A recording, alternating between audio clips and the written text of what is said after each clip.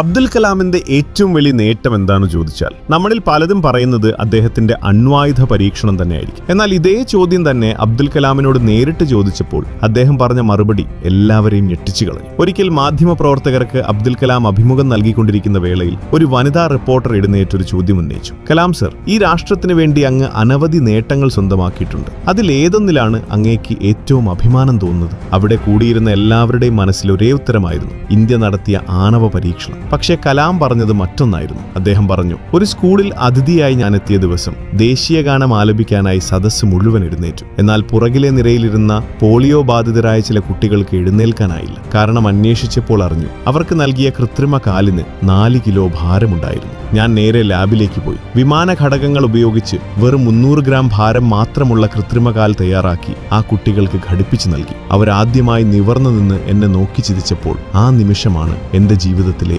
ഏറ്റവും വലിയ നേട്ടം. Doctor APJ Abdul Kalam.